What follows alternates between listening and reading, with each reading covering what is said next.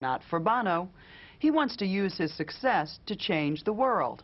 And tomorrow night at the Grammys, he could have even more success. Bet on Bono and the band to win some awards. It's a beautiful day.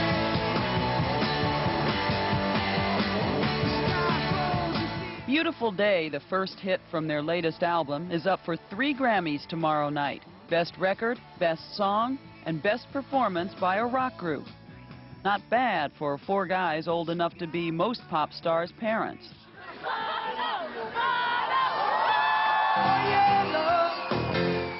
Their fans love them, especially the hometown crowd. And home is Dublin, where the local superstars drink at their corner pub, send their kids to the local schools, and give free concerts for their neighbors. The greatest gift the city gave to us here was a life. You know, we get to live a life. Thank you. They live almost normally here, except on rare occasions, like when they were awarded Dublin's highest honor, the freedom of the city. Even so, Bono knows that in Ireland, you can't let fame go to your head. If Dubliners saw you getting that smug, that I'm really somebody. I'm good attitude. at smug, actually. It's a shame I can't use it here. They could hardly be smug when they started out in the early days of punk. We were a punk band. We could hardly play our instruments. But when we played together, there was magic.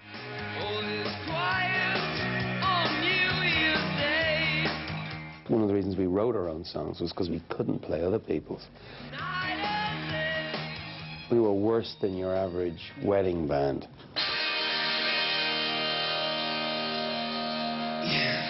But we could do our thing better than anyone else in the world. And their thing was anthem rock. Big tours with big songs about big issues. Subjects like civil rights, with lyrics about the assassination of Martin Luther King.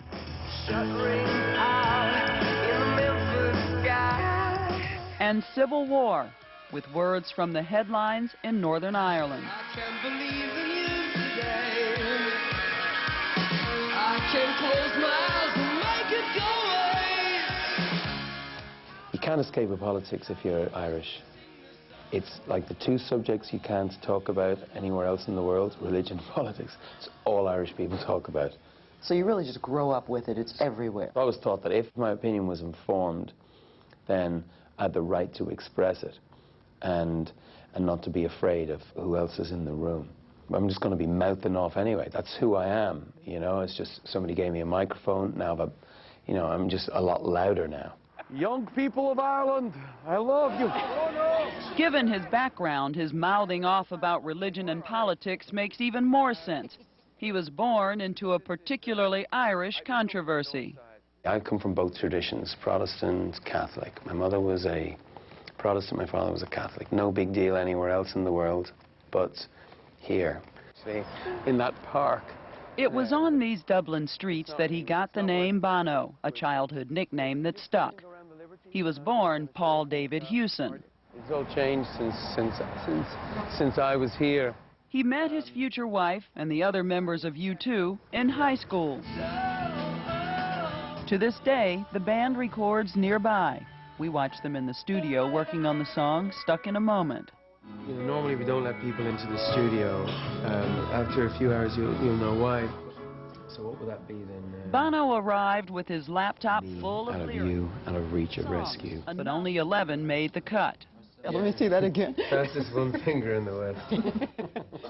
This has been great for me because I can't read my own handwriting. Bono, the band, and the producer try to cut and paste a hit. In a minute, we'll be scratching it out on this big piece of paper for Bono to stand up and sing.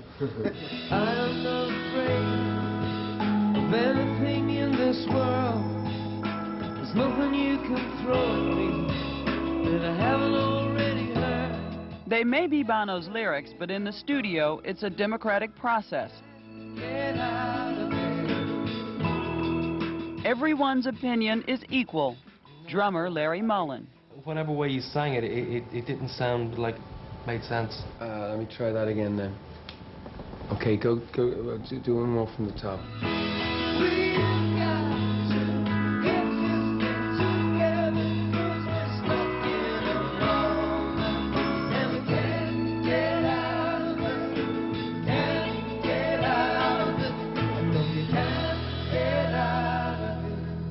But recently, Bono's been as likely to step to a microphone to talk politics as he is to sing. Ladies and gentlemen, U2! His dedication to helping the poor started in the early 80s with Live Aid. It was rock stars getting together to raise millions for starving people in Africa. It was $200 million we raised for Africa there, and we were jumping around the place. We thought we'd cracked it, you know, this was it. 200 million. 200 million, think about that, you know, that's a lot of money. You then discover that actually, that's what Africa pays every week, servicing its debts to us. That's when Bono found the cause that took over his life for the last 4 years, canceling third world debt. A never-ending cycle of crippling interest payments made by poor countries to the richest Western nations.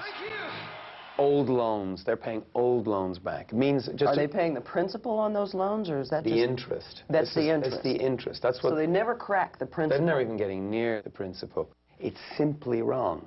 What's in it for those of us in the West? Yeah, what's in it for us in the West? Well, poverty leads to instability.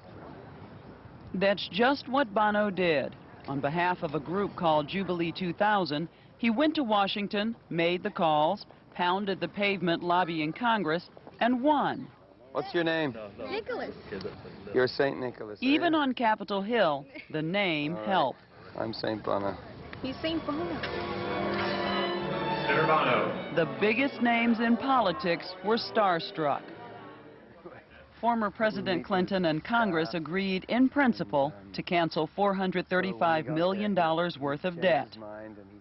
It's such an unsexy topic. That's the problem. It's one of those things where you say third world debt, debt service, billions of dollars, and people go, shut down. Does it take someone like you to make it sexy, to make it interesting? Sexy? I don't know if I can deliver that, but I can certainly contribute the absurd, and a shot of a rock and roll star next to a pope usually gets people's attention. This is Mr. Bono, who is a singer, and who has really... The Pope gave him a book of Irish poetry and a pair of his trademark sunglasses. And I said, you know, you're, as well as a great holy man, you're a great showman. And he surprised everybody, particularly the Vatican courtiers, because he put them on, kind of smiled at me, devilishly, I might say. The Vatican never released those pictures, which may be just as well. Bono himself worries that celebrities can trivialize an issue, Vote for Bono. even as they draw attention to it. I'll be kissing babies next.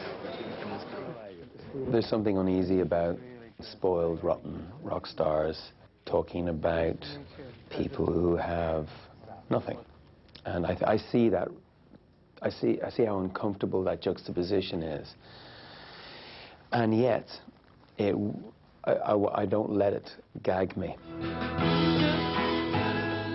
But he devoted so much time and effort to debt relief that there was hardly time for the music. The last album was 2 years in the making. Bono goes off. He has his crusades. Does it interfere with the band, or does it bring something fresh to you every time? Yes, it does interfere with the band. I mean, if he's not around and part of it's like it's a four-legged table, and you know, with one leg missing, even for short periods of time, you know, the thing becomes a little unstable. But it must bring so much back to the music as well, because you're not a pop band. No. You're not singing "Ooh Baby Baby." Sometimes I wish.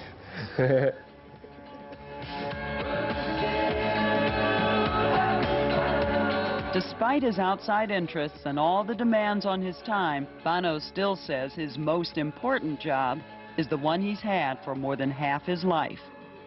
Some people say that being in a band is like being in a street gang and that you should grow out of it. But I think the opposite. I think people, as they get older, get rid of the arguments out of their life for lazy reasons, so they're left with only their point of view in the room.